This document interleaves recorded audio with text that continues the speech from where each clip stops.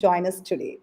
Today, we have our guest, Ms. Vidya Santhanam, co founder and CEO of Footbots India, who will be giving the light on the topic Achieve More with OKRs, Deliver on Promise. And let me give you a short bio of Ms. Vidya Santhanam. As the co-founder and CEO of Fitbots OKRs, Vidya leads growth and customer success for Fitbots and is passionate about building a SaaS business. Also, a certified OKR coach, Vidya has coached over 650 teams on OKRs and certified 300 plus members as part of the OKR certification program in collaboration with OKRs Training US. Vidya brings this experience in building Fitbots along with her co founder and CTO Kashi. Fitbots with the teams gone hybrid at a scale like a never before. Business are fast moving into managing outcomes. That's where objectives and key results come in OKRs. They are popularly known. Pioneered by Google and adopted by hundreds of organizations globally. OKRs helps business get sharply focused on what matters most and get all the teams on deck to connect and again. So, without further ado, let me invite Ajish to start our live session and make sure we will helping us best as we can on achieve more on the OKRs, deliver on promise the topic. Thank you. Thank you, Nisha. Hi, Vidya. Hi, Ajish. Yeah, these days we are all talking about OKR. Everywhere we can hear about OKR. But can you take us to what is OKR and how it can be implemented? What is the actual objective behind this methodology? Please. Absolutely. And first of all, thanks to NIPM for hosting this. And Nisha has given a very generous introduction. Thank you, Nisha. I just want to share a little more about myself in Fitbots and just also sharing my screen so that, as part of this learning session, I would answer the question that Ajish just asked as to, there's a lot which is going on around OKRs. What is it all about? And how does it help organizations? And hopefully you as members should also have some takeaways at the end of this session. As Nisha rightly called out, we're an end-to-end OKRs partner to our customers. We have both the SaaS product or the platform on OKRs along with coaching around OKRs as well as the certifications. What we realized is that OKRs is actually a horizontal play. Some of our global customers actually span across industries. In fact, you'd be surprised to know, or many of you may be already familiar with it, that objectives and key results is actually a framework. The framework is something that you can use both in your professional as well as in your personal setting. So on that note, I'll probably give a very quick presentation. We have about an hour, but I'll probably do a 20-minute presentation and then we will go through Q&A along with Ajesh and any audience questions that you have. What I'd cover is, what are objectives and key results? Yeah. What's different about them? Yeah. Ajesh, are you able to see my screen? Yes. Yes. Okay. So what's different about them and how do you write an OKR? And I would just request Ajesh to actually stop me in case you have any audience questions or I can get started. Yeah. You can. Okay, great. You can proceed, and we. Okay, great. Fantastic. So let me start with one of the proverbs. It's from the jungle where it says that if you want to go fast, you go alone, but if you want to go far, you go as a team. So fundamentally, when you introduce objectives and key results into your organizations, and many of you are HR and IR leaders on the call, you move the company from thinking about me to we. So it's interesting because a lot of things we achieve are done as teams. But when you think about performance management, the traditional performance management practices, they're always thought about in the context of individuals. So instead of casting a net where KPIs are actually a catch it all, you can think about OKRs as spear fishing. So, very deliberately selected business outcome metrics that you're connecting your entire organization with. So, let's chat a little more about that. So, how do you define OKRs? Objectives and key results, or the acronym OKRs? It's a strategy to execution framework that gets your teams Right. sharply involved in the most critical business metrics. So, the reason I've highlighted this is for many of the members on the call, you would realize that every company has a strategy. And that strategy is probably communicated at the end of a strategy planning meet by the leaders, maybe in a town hall meeting. It's stored in a presentation and probably understood by very few in the company. In fact, there was a study which was done in 2018, which was on how do companies really look at strategy execution. It was very interesting that even only about 50% of top management teams were able to recollect strategy, and this depreciated to about 13% of frontline teams thinking about strategy. So strategy is very nebulous, right, to many of us, and it's less understood. But frameworks like OKRs actually enable companies to understand what is the strategy and how do we really execute it, right? So everybody is involved in a strategy execution process. Yeah. But when you're thinking about OKRs, and this is to all the NIPM members and as HR leaders, you would see that there are several powerful benefits. Right? The first and foremost is the shifts that your companies would take. It shifts the focus from me to we. So when you write objectives and key results, you're not writing it as a manager and team member. So just imagine traditional goal management practices where there's a manager, there's a team member, and you're thinking about some KPIs and you're making smart goals, and then you put it onto your, let's say, HRMS software, and then probably review it at the end of the mid-year or the annual, right? And annual cycle as performance management practices. But that's not what we're talking about. OKRs Yeah. shifts the focus from me to we, from tasks to outcomes. So, one of the Okay. fundamental differences between OKRs and traditional performance practices is that we are no longer measuring tasks. Yes, tasks are important, but we're really asking anybody who's part of OKRs to think about outcome based metrics. So, for instance, let me Right. take some examples of tasks, right? For marketing teams, a task could be writing blogs, running Google ad campaigns. For, let's say, somebody who's in product and engineering or delivery roles, it's about writing, let's say, lines of code or, let's say, launching X number of features. Those are all inputs. But really, the outcome is something which you want to measure for the business. So let me take an Right. Right. example of an outcome-based metric. So let's say your business, you're in the business of, let's say, you're a direct-to-consumer product, right? And you want to attract more and more users to sign up, and then obviously pay for your service or pay for your product. Yeah. One of the challenges of the business that you notice is that when customers are coming on your app, right, they're falling off within a few minutes. So an outcome metric will be reduce, let's say, dropout rates of users from, let's say, 20% to 5%. That's an outcome metric.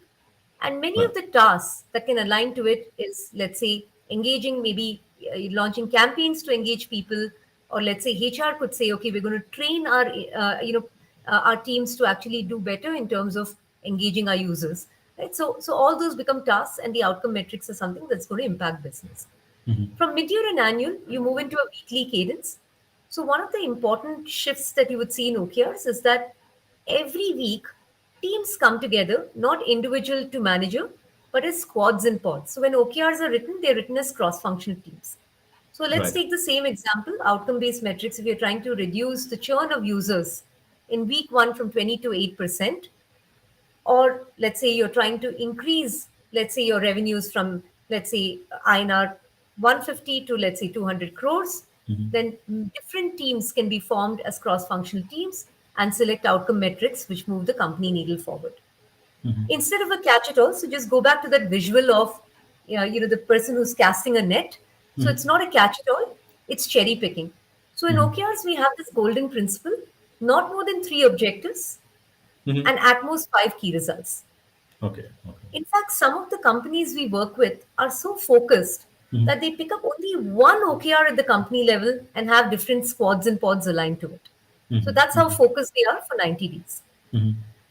From no real time data, you track it with real time insights. So every week, when teams come together, they're reporting progress on outcome based metrics. So it's very, very easy for your CEO, or let's say you're chairing the OKR meeting, for you to find out which are the business choke points. And finally, Right. from the role of managers, there's a new role which emerges, which is called the team champion. The team champion is part of every squad and pod who represents the team in your leadership reviews. So Okay. I'm just going to take a pause here, and Ajish, happy to answer any questions before I move forward. Yeah, you mentioned that it's KPIs and KRs. It's a kind of a casting net, and Yeah, OKR is a fishing. So, can yes, you elaborate more on that? How it is differentiate, and we are using different kind of methodology to yes, deploy the policy, the company policy, yeah, to the employees. We are using the balanced scorecard methodology. We are using management by objective KRs and KPIs. How it is differ uh, the OKR from these kind of methodologies? How we can integrate these yeah. to perform very outperform in an organization? Yeah, it's a fantastic question. In fact, I like the word integrate, Yeah. right? And that's what we're going to focus on. So it's not about one being better than the other because not every company will embrace OKRs. Some companies may still be on balanced scorecards or still may be using KPIs. But Okay. what are some of the benefits of integrating KPIs with OKRs is what I would talk about. So let's look at some basis of comparison. So when you think about KPIs, they're the key performance indicators. They are not necessarily linked to strategy. So for Okay. instance, for somebody, let's say in your finance teams, for all NIPM members who are on the call, maybe somebody from finance team may have a KPI to say that on the 21st of every month, I must file my GST for the company. That's a Okay. KPI because you Yeah. need to Yeah. do it, it's a compliance oriented. It's not linked to the Yeah. strategy, right? But it's something which is required to run the business. But when you think of objectives and key results, it's clearly linked to the strategy and the goals that you want to achieve in order to change the business. So, your company CEOs at this very moment would be thinking about growth. So, OKRs are most often than not linked to either growth or, let's say, customers, process, or people. So, you'd recognize some of those elements of the balanced scorecard from the elements that I just shared. From a Okay. focus perspective, there's no real limit on the number of KPIs. But in OKRs, you're really looking at outcome based metrics. So remember that example I shared just now on tasks, writing blogs, filing tax returns, or maybe running a people survey, right? These are all tasks. Yeah. But the real outcome metrics that we're looking at is, has it decreased my churn for my company from X to Y? From 20% to 8%? Or has it increased the engagement of my team members in the first 3 months of their joining from 3.5 to 4.8? I'm just taking some numbers. Yeah. So everything what OKRs focuses on outcome based metrics. The cadence of KPIs actually, there's no real defined cadence for KPIs. You can Yeah. measure it quarterly, you can measure it mid year, you can measure it annual. But in OKRs, the golden best practice is to look at it weekly. Yeah. And the reason why it's weekly is because if you really look at each of our companies today, we're becoming all the more agile. Which means if something is not working, we'd rather drop it midway during the course of the 90 days and pick up something else, some other activity which will really move an outcome based metric further. Okay. Every OKR is earned. In OKRs, we have a clear call out that when everybody's in charge, nobody's in charge. When nobody's in charge, everybody's in charge. So every metric that you select, every activity that you pick up clearly has an owner, which is visible across the company. Here's one more difference, right? And Ajish, back to your question is, how's the alignment done? In KPIs, it's probably department specific because you're thinking about KPIs in the context of roles that we're playing. For HR folks or HR leaders, you have a certain set of KPIs. It could be, let's say, reducing attrition. That's a KPI. Or it could be, for instance, let's say you're trying to launch X number of surveys in the year, or you want to run X number of touch points with employees in a quarter. Those are all very, very specific functional KPIs. Yeah. But when you set cross functionally, that's where OKRs come in linked with strategy. And if you say that as a HR leader, you are trying to help business to, let's say, reduce dropout rates from X to Y or increase revenues from X to Y, then your activities become a lot more specific and you're clearly thinking about, hey, which activities are going to impact revenue or reduce churn or any other business metric. Yeah. When we are Now, in OK, talking about, yeah, when we are hmm, talking about this cross-functional thing, yes, here we have a question from Sunila Nambia. Yeah, She's asking how effectively we can set cross-functional OKRs, as often yeah. functions works in silos. Yeah, yeah, that's right. That's right. That's a good question. So, Sunil, the way to think about it is you can set cross-functionally. OKRs are best set cross-functionally. But let's say I'm not sure which organization you represent, but let's say you're part of a very large organization. You can set OKRs as departments or functions, but one important check that you'd have to do is to bidirectionally align them, which means let's say if sales is saying, okay, we are going to increase our conversion rates, right, in order to win business from, let's say, 20% to 35%, then your marketing team will need to have a bi-directionally aligned metric which supports that metric. So marketing, for instance, will say we're going to increase the number of high intent leads, let's say from 20 to, let's say, 100 per week, right? Otherwise, the conversion rates will not happen for sales. So the point I'm trying to make is you can set it as departments, but the bidirectional alignment is a must. Otherwise, it'll be back to the old way of setting goals. Yeah, there is another question from Murali. Yeah, Yeah, how to effectively set OKRs for cross-functional teams, as often functions are aligned to their global objectives? yeah, that's right. So I'm just going to answer this question when we talk about how do you set company OKRs and team OKRs, Yeah. and then we'll come to how do you cross-functionally align. Okay. Um, the last couple of points, which I thought I would also just share, is when you report progress on OKRs, all teams report progress in the same format. So, for instance, when companies use our product, which is Fitbots, there's a single dashboard view on how are the OKRs progressing. But let's say you're managing it on spreadsheets. Any team which is managing OKRs should ideally report progress in the same format so that you don't have different formats when it comes to reviewing them. And finally, in KPIs, it's usually cascaded, but in OKRs, you set them bottom up. So top down, which is company OKRs, and bottom up, where teams align to it. So let's talk a little more about this. Yeah. I'm now going into the question, Ajesh, that you asked earlier, which is balance scorecard good? Are KPIs good? Or should we embrace OKRs? It's not necessary that all companies embrace OKRs.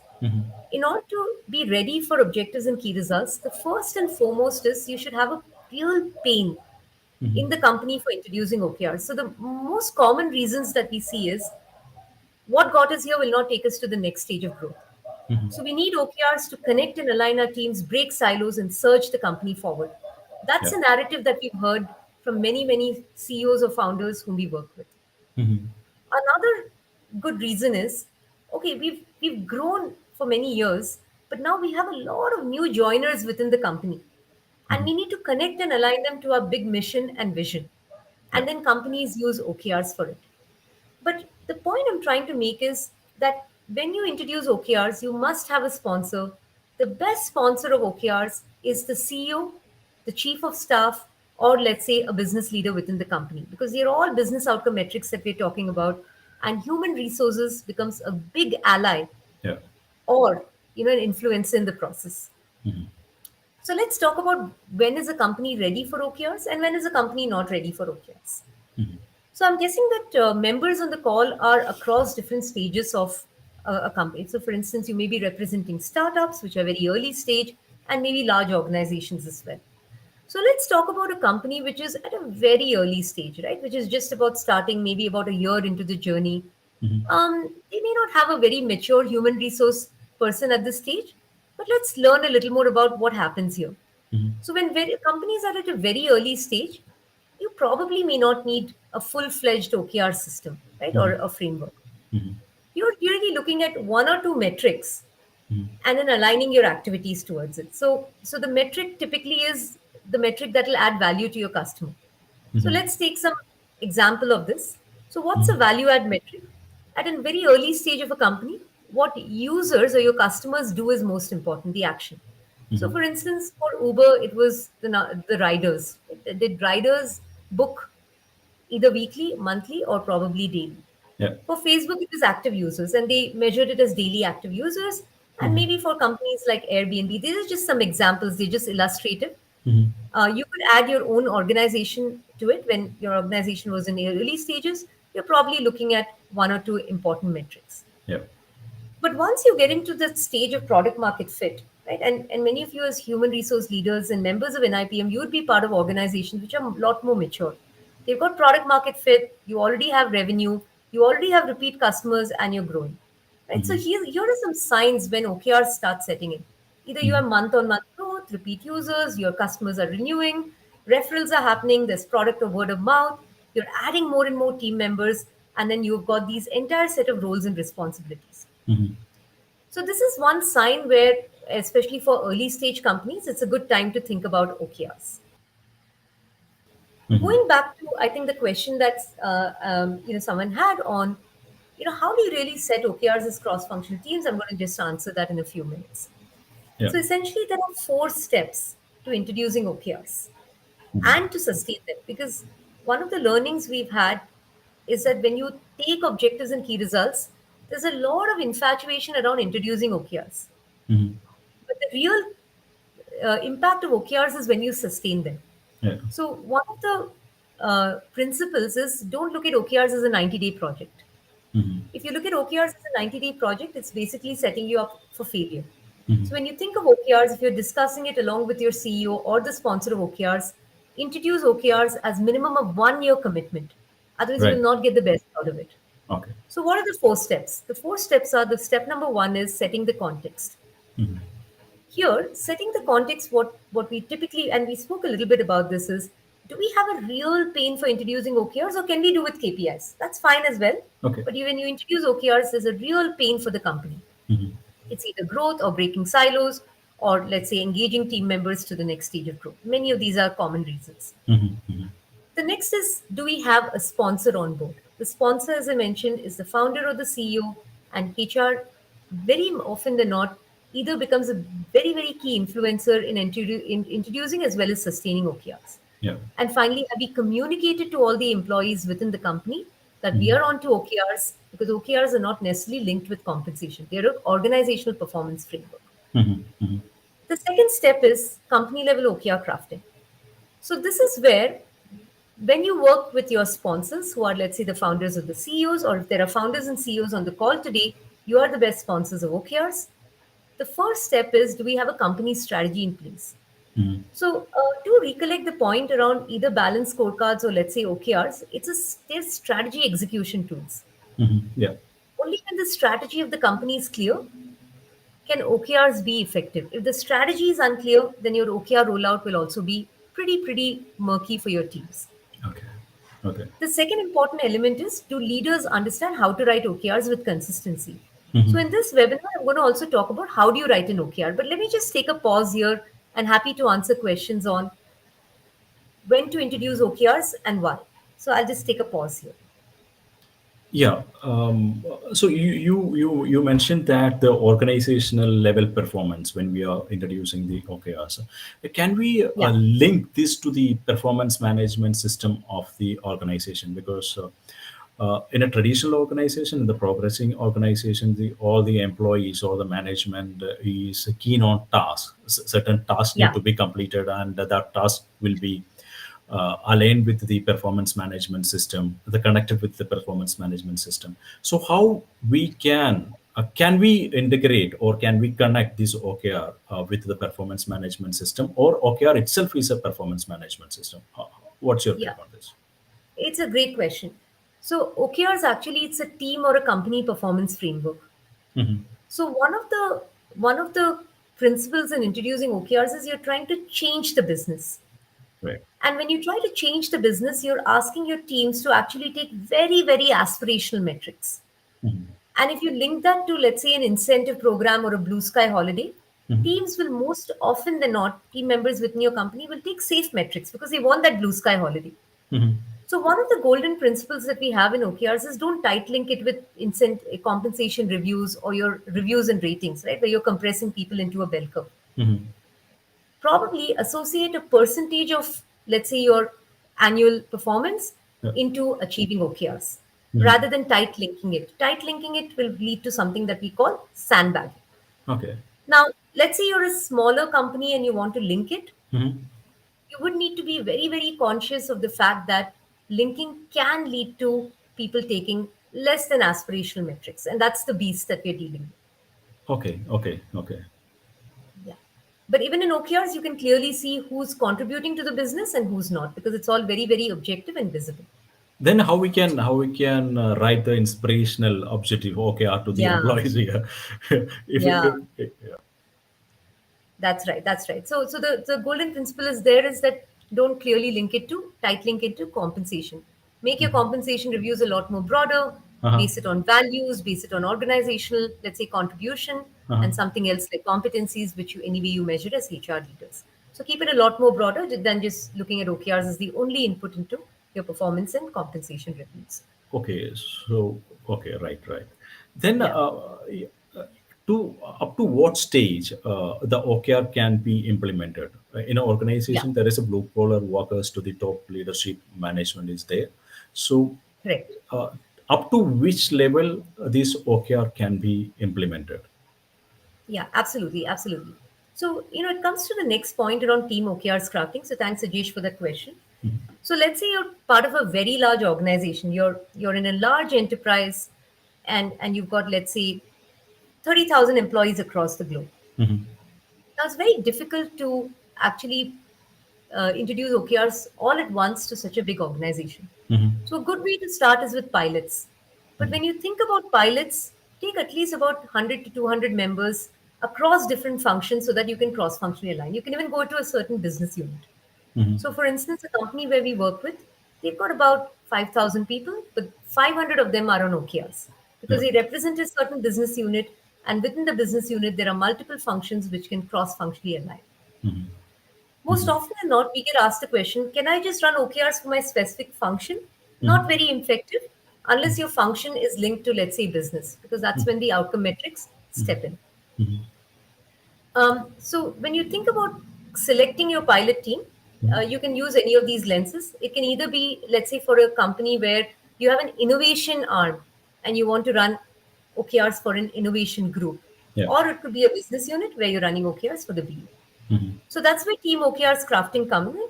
Team OKRs basically link to and connect. So they're not a cascade from company OKRs, they connect and align upwards. So I'll speak a little bit about how team OKRs are connected to company OKRs. And finally, the fourth step is on managing by OKRs. So we'll speak a little bit about how do you really run OKRs within your company.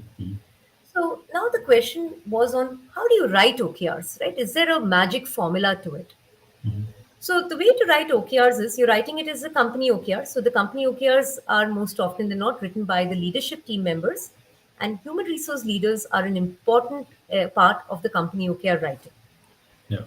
And then there are team OKRs where you have different teams who come together. It could be sales, marketing, customer success, operations. You can set it as departments, Sunila, back to your point, or you can set it as cross-functional teams. So let's talk about company OKR. So I'm still under company OKR. So I'm just zooming into how do you write a company OKR. Right. So when you work with your sponsor and you're with your sponsor and you're saying, hey, we must introduce OKRs, what kind of advice would you give your sponsor as human resource leaders? So company OKRs typically mirrors the strategic choices of the company. So the first question is, does your company have a clear strategy? Because OKRs are a strategy execution framework. They're typically set by the leadership team and not more than three objectives and at most five key results. So remember that point around cherry picking in the slide that it called out what are the different shifts. Yep. So three objectives and at most five key results. Some companies we work with are so focused they just take one OKR at the company level for 90 days. Okay. But for Okay. larger organizations, when you write company OKRs, you write it either for 6 months or a 12-month perspective. But you're reviewing it every 90 days. Okay. Okay. So here are some examples of a strategic choice, right? And you can think about it in the context of your own companies. So here's a company, and these are just some examples. They are not real companies, but I've just taken some examples. So let's say a company is selling a video learning solution. One of the strategic choices is they want to expand in a new market, which is United States. So their company OKRs will focus on the US geo expansion because they want to be very, very focused on it. Right. So remember, you can have three objectives. So there could be two more objectives on other elements as well. Here's another company. So let's say it's an insurance provider. They want to grow through partnerships and creating new categories. Now their objectives and key results will focus around how do they double down on partnerships and grow, and then how do they grow through new categories. And then finally, assess an assessment tool. So let's say a company is selling assessment. They probably may want to Mm-hmm. focus on enterprise selling in Asia Pacific and land and expand being a strategy. So Right. the point I'm trying to make is that the first step is to have your leadership team or you as a leadership team member bring out the company level strategy so that then you can connect and align OKRs to it. Mm-hmm. Mm-hmm. Mm-hmm. So now the question is, how do you write an objective and key result? Right. So here's how we write objectives and key results. So objectives are essentially qualitative statements. Mm-hmm. They help you understand what exactly we'd like to accomplish over the next 90 days. But if you're writing it at a company level, it could be 6 months or 12 months because executives like to think a lot more broadly. Mm-hmm. In OKRs, the objective statements have words and no numbers. They're emotive and calls out a strategic choice. So remember the company's Mm-hmm. strategy, it mirrors the objective statement. The key result Right. is where you measure it. So that's where the quantification happens. Mm-hmm. Mm-hmm. So let's take an example of an objective. So how do we write a high quality objective? And there are a lot of blogs on the Fitbots website, and you can go ahead and read many of them, where we publish some of these little tips on how to write OKRs. Mm-hmm. So when you write an objective statement, it starts with the verb because everything about OKRs is about actions. What exactly would you like to achieve, and what's the business value? So remember, the reason why you're focusing on OKRs for your company is because you want everybody to think about business and not do any activities which don't contribute to business. So it Right. starts with the word. So grow Mm-hmm. in tier one cities. What would you like to accomplish in Mm-hmm. order to increase our user base? Right. Or launch, which is the verb. What exactly would you like to do? Our app in Google Play Store Mm-hmm. in order to acquire users. So the business value is Mm-hmm. on increasing user base or acquiring users. In this example of partnerships, it could be, let's say, double down on partnerships as a channel of selling in order to accelerate revenues. Mm-hmm. So the point I'm trying to make is the objective statements are the qualitative statement, whether you write it for a team or at a company level. Consistently writing OKRs is key to sustaining OKRs. Right. So here's another example. Double down on acquiring customers in US. Why? What's the business value in order to add monthly recurring revenue? So you see where Okay. I'm going with this. I've just taken the same example of, let's say, the video learning company which wants to expand to the US. Mm-hmm. They say, okay, double down. What on what? What exactly are we trying to do on acquiring customers? Where in US in order to, and what's the business value? The MRR. Mm-hmm. Mm-hmm. So a simple way to write an objective. Okay. Now the Okay. question is, how do you measure this? Mm-hmm. So this is an objective statement, it's qualitative, but now how do you measure this? So you measure it using what we call a key result formula. Key Right. results start with the verb. What's that metric you'd like to achieve? And Mm-hmm. movement of the needle from X to Y. It could also be, we have something called milestone based key results, which are probably something that many of us would face, but I'll probably reserve this and focus on the metric based key results. Mm-hmm. So let's write some key results for the same objective statement. So here you go, double down, which is the verb. On Mm-hmm. what are we trying to achieve? Acquiring customers in the US Mm-hmm. to add to monthly recurring revenue. Awesome. Now, Yeah. how do we measure this? How do we know Mm-hmm. whether we met this objective? Mm-hmm. Okay. So here we go. So we have a bunch of key results here. Mm-hmm. Increase or demos per week from three to six.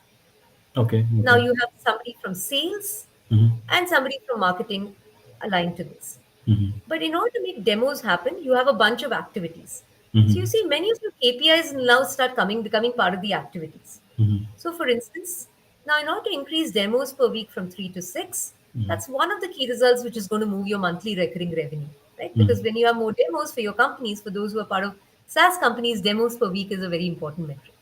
Okay. So Okay. Simran from sales will say that, okay, I'm going to make 10 calls per day. Rahul, who's a marketer, will say I'm going to run 3 campaigns on LinkedIn and Insta. And Arnab from product says I'm going to build 3 features. Mm-hmm. So you see where I'm going with this. In order to make the demos happen, there are 3 different functions who are now cross-functionally aligning to make demos per week happen. And then there are others, for instance, increased conversion rates, and similarly, activities are aligned to it. Here's a milestone key result where you want to launch something for the first time, but it's date backed. So, launch our free trial by 31st December, and Mm-hmm. then the finally increase our MRR from USD 600 to USD 1200, right? Right. So the point I'm trying to make is everything about OKRs are outcome based metrics. So, let me Right. just take a pause here and happy to take questions. So yeah, this is the way we are deploying the OKR. There is a one main objective, the inspiring objective, and there is a key results. Yes. One, two, three key results can be there for Yeah. This is four. Yeah. yeah. So here we have a question. When we are implementing or deploying OKR to the employees or the key people of the organization, what Yeah. can be the wrong or the mistakes can be taken place while deploying this initiative? Yeah. Yeah. Great question. This is what we call the OKR traps and landmines. Right. So I'm going to divide this response in two parts. So what are traps? Traps are something that if you fall into, you can actually come out of it. Somebody can pull you out of it. But landmines are something which will blow it out, right? And then you wouldn't necessarily be able to get back on OKRs. Okay. So not having a sponsor is a landmine Mhm, mhm. because you know that when the sponsor is not on board, here we're talking about business metrics. Yeah. We're not talking about functions. We're not talking about activities, but we're talking about business metrics. So not having a sponsor, introducing OKRs as a, let's say, project, all these are landmines that you could step on. But what are some traps? The traps are what we call tasks charading as key results.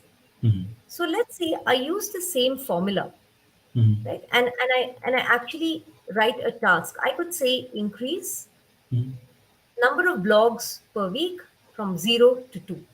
Okay. But the Okay. question is, it follows a key result formula. So it's charading as a key result, but it's actually a trap.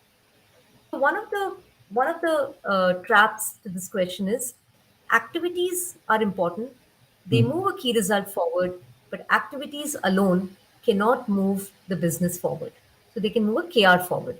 So when your Okay. activities scheduled as your outcome metrics, then you would probably not get much out of OKRs. Okay, so let me just pause here and then I'm going to go in for a quick quiz in case there's anybody who's interested in responding to a quiz. They can do that or I can move forward. Yeah. Great. All right. So here's a quick quiz, and whenever you want to think about OKRs, you can, and I'll give the responses because I'm not able to see the questions in the chat window. So one little trap going back to the question is increase blog writing from 1 to 5 per month.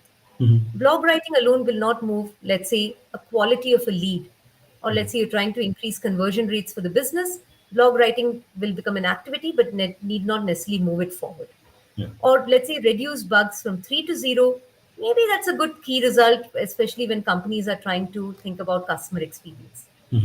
Or here's another one, launch 3 features.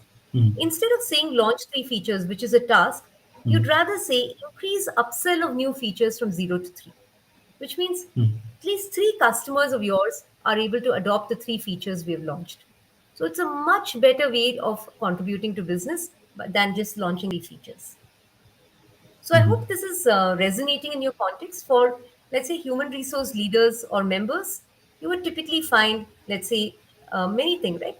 Number of touch points per week with employees, running surveys, or let's say you're trying to, hire people. Now, hiring sometimes is an input and sometimes an outcome. But the way to think about it is, let's say there's a huge ramp of hiring, then it probably is an outcome metric because it impacts revenue. But let's say you're hiring 1 or 2 people, sometimes it's seen as an activity which links to a bigger, higher order business metric. Right. Or if you're launching, let's say, email communication or birthday wishes to employees within the company, all those are important. We're not Yeah. trivializing it because they're very, very important activities.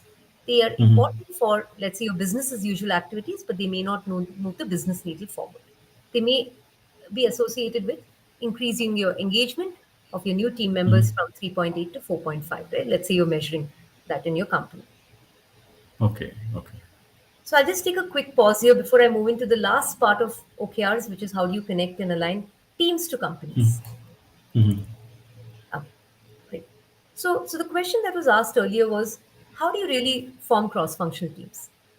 So Yes. one of the Yes. lenses that we use is, pick your pilot teams carefully. You don't need to go all across the organization. Let's say you're a 100-member company. You can involve everybody in OKRs. It's not very difficult to roll it out to a 100-member company. But let's say you're a Yeah. 30,000 member company, then think about your pilot team. So when you think about the pilot team, involve all in the team. So you can cherry pick, let's say, your pilot team and have the team look at first the company level or the business unit level OKR. So let's say you're writing it for a specific BU. Your BU OKRs become your strategic OKRs to which you connect and align because you don't have a company OKR. You're not doing a full rollout. But let's say you're a 100-member company and you have your leadership team who's written company OKRs. Your teams can then align to the company OKRs. Form squads or teams. So you can do it in two ways. You can have, let's say, you're trying to reduce, let's say, churn of users in week one from 20% to 8%. You can have a team, a squad, which is called the churn busters team. The churn Yeah. buster team has a representation from human resources, from product and engineering, from let's say marketing, and let's say from customer support. So different team Right. members from different functions are now coming together to form this cross-functional team called a squad, and their eye on the prize is on how do they reduce weekly churn from 20 to let's say 8%. So that's an example of the squad. It's a cross-functional team which is aligning to a single metric. And the squad Right. again writes their OKRs. If you're writing it as, let's say, departments or you're mirroring your org structure, nothing wrong with that. It's just that bidirectionally align the metrics. One of the other important elements to think about is select more lead indicators to your business than lag indicators. So, for Okay. instance, Okay. is attrition, people attrition, a lead or a lag indicator of your business? Any thoughts from the team? If anybody would like to answer that? No, we don't have any answer No from the responses. audience. So Yeah. lag Yeah. indicators are essentially something that you can't control. They're already post facto. So people Yeah. attrition, for instance, is a lag indicator. But you would have multiple lead indicators which will have an indicator to attrition. So the more lead indicators you have to your business, the better it is in terms of the outcomes. So how do you write team OKR? So very quickly, you'd use the same OKR formula that I shared. How do you write objectives and key results? It's the same thing when you apply it to a team. You pick the key result of the company where this team or squad can influence the most. So, for instance, let's say we take an example of a team growth. Team growth can have sales, marketing, customer support, and human resources part of this, right? And now they are selecting two company key results that they can influence. So the teams now align to a company level key result. The team then writes up their own objective. We are going to how are we going to achieve, let's say, increase in demos. We're going to generate leads from high intent buyers to increase conversion rates. And then they use the same OKR formula in order to write their OKRs. So the point I'm trying to make is when you connect team to company OKRs, always look at which metrics you can connect and align to. And then all the Right. activities then align to each of these metrics. I hope this has answered the question on how do you write a team as OKR as a cross-functional team, or you could choose to write it as departments, but do bidirectionally align it. Yeah. Yeah, Yeah. You mentioned that the OKRs is not for 1 month activity or 2 month activity. yeah, It should minimum 1 year commitments yeah, should be there. So keep inspiring the employees, the team members to achieve these OKRs. How we yeah. can do that? What is the methodology behind that? Yeah. Oh, fantastic question. And that's actually what comes to the next part of it. So while you take OKRs for a year, so you commit for a year, but every 90 days you do something called a rinse and repeat. So it Rinse borrows and repeat. heavily from, yeah, it borrows heavily from Agile.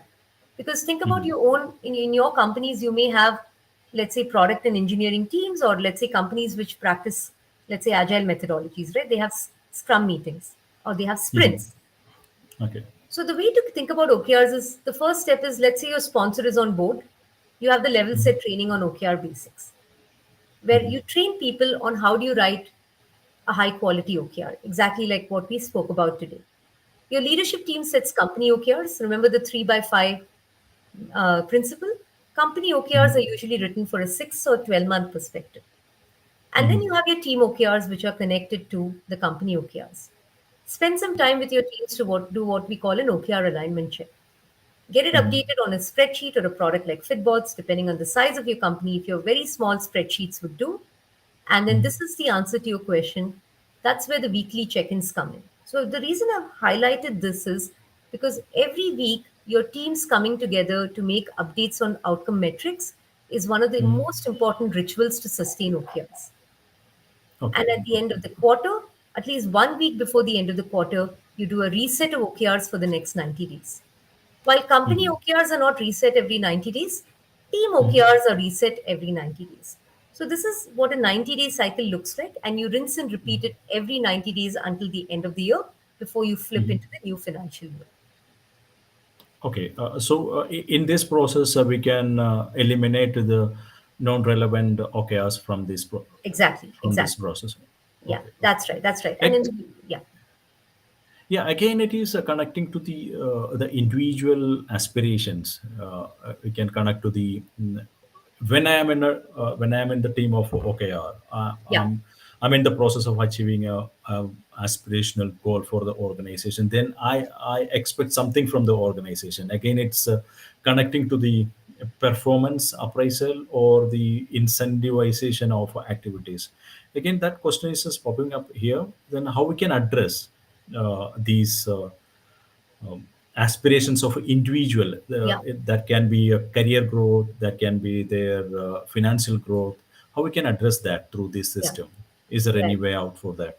Yeah, the global best practice, if you look at any OKR practitioner globally, they'll Hmm. basically advise you not to tight link it with compensation. But let's say Okay. you Okay. really want to do that. You have no Hmm. other choice, but you want to tight link it with compensation. You won't get the best out of OKRs, but it's still not bad. So Hmm. what typically would happen is if you look at activities, right? Hmm. Many of the activities are individually linked, Hmm. and those help you achieve your metrics. So base your achievement of, let's say, your comp reviews on, let's say, Hmm. activity moment, and probably associate a percentage to, let's say, your key result moment. Okay. And the advantage of doing, let's say, while we don't recommend it, but if you want to make your Hmm. performance management practices very, very objective, think about Hmm. those activities which have KPIs in it, which are linked to your Hmm. outcome-based metrics, and that become part of your performance conversations or your compensation reviews. But Okay. Right. everybody individually, whoever is has an ownership for an activity or a, or let's say, a metric, outcome metric, will typically have, let's say, an objective report that they have on their OKR contribution. So you can use that for your performance conversation. We don't highly Oh, recommend that, but that's one. If you must do it, then you can go ahead and think about it. But whichever method okay. you select, one of Uh, the golden principles is to communicate to your employees in the team that either you're tight linking it or you're soft linking it, so that there's clarity around OKRs. okay. Okay. Okay. So how we can bring this accountability among the teams or among the team members? Yeah, yeah. So the way to bring this accountability is your teams are writing OKRs. So Hmm. going back Hmm. to the point, who writes these objectives and key results are these team members. Yeah. So once Correct. the team writes their own OKRs, there's a level of accountability because each person is now seeing how their dot on how they Hmm. contribute to a business value. So that's one of the Hmm. ways in which we recommend it. Hmm. Right. So I'll just come to the last part of this presentation, and this is just to conclude it. And this was a question on, what are the choke points, right? When can OKRs go right or wrong? So I'll just Yes. summarize it. If you don't get sponsor buy-in, you'd rather not launch OKRs. You'd rather stick to KPIs. So sponsor buy-in is the key in this. Hmm.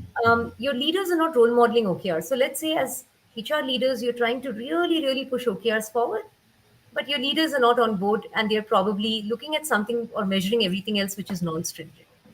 Then your Hmm. OKR methodology typically falls flat. Or if you have Hmm. too many OKRs, right? You have task shredding as key results. Back to the question on traps, or no real cadence, you don't have a weekly check-in or let's say a retro reboot, then you're typically doing it as an annual process and an absence of celebrations. So one of the Hmm. learnings in OKRs and some bestsellers on objectives and key results are books like Objectives and Key Results by Paul Niven and Ben Lamotte. That's a bestseller, as well as Measure What Matters by John Doerr. You'd find that there's something around celebrations that all these authors call out. The Okay. reason for Okay. celebrations is because these are outcome based metrics. They don't move very fast, unlike tasks. So, if you have Hmm. celebrations around success and failures, then your team members will be all the more accountable to select aspirational metrics. Otherwise, everything will go down to compressing it into a bell curve, or that really doesn't get the best for any company. So I would just conclude by saying these are the five choke points in an OKR rollout. And on this note, I'll stop sharing. I hope this has been helpful for everyone and happy to answer more questions. Yeah. So the OKR actually implemented or developed yeah, in 70s at Intel Corporation. Then how this now it's got a new momentum in this Yeah, how it's happening in between the balance scorecard has come, yeah. various kind of methodologies of various kind of strategies has implemented. How this OKR now go? Yeah, I think the Silicon Valley had a lot to do with it because a number of startups which are emerging really wanted to be very agile. Right? So one of the ways to look at it is OKRs is very agile. It's very simple to learn, not very easy to implement all the time because you really need to put these guardrails into place. But it's very agile. So during the course of the 90 days, you can very quickly look at your metrics, change your activities, and see which are moving the needle, which are not. Right? Unlike balance scorecards, which is very top down, this is very bottom up as well. A team can change their OKRs very quickly if they see that something is working or not. So the agility of the framework is the reason why it's becoming more and more popular and adopted by thousands and thousands of companies, both big and small, worldwide. Right, right. So, can you give us Indian scenario examples, especially in manufacturing sector or finance companies or service sectors in Indian sector? Not a big organization, the mid-size organization got success through OKR. Oh, Any, absolutely, absolutely. yeah. So we work with customers across both technology and even technology enabled, right? And even so, if you go to the Fitbots website, there's a very nice case study of a family-owned group called the Malpani Group, which is a 75-year-old business which has started digitizing all their practices, and they use OKRs through Fitbots. So what they typically have done is they have different business units. They have real estates, they have theme parks, they have manufacturing, and now they use the same OKR method. They've selected a team within each of these business units, connected and aligned them, and using some of these OKRs, they've really reduced, let's say, some of their most critical metrics from X to Y, right? Because the teams are now aligned to it. So if you go to the Fitbots website, I'll also probably share the case study, Ajesh, with you, and you could, feel free to share it with your members. Yeah, thank you. So we just gone through the time as past the 52 minutes we covered. So let enter Nisha. Nisha, are you there? Hello, Nisha. No, she's not there. So thank you very much, giving very in-depth insight on OKR, how we can implement, what are the mistakes can be happen, how the readiness of the organization, what is the readiness, and yeah, we have a question. One second. Yeah, this is the question from Shema Sandeep. V squads, weekly currents, three objectives, five key results, real time insights, a team champion, superb session on okay. Thank you, Vidya. Yeah, this is the Thanksgiving by Shema Sandeep. So thank you again on behalf of NIPM Kerala. These live discussions is happening as part of our HR Carnival, Summer Carnival of HR 2023. Thank you, Rivia. Thank you once again. Thank you all the viewers. See you in the next edition of live discussion. Thank you. Thank you, everyone. Bye bye. Thank you, Bye. Atish. Thank you.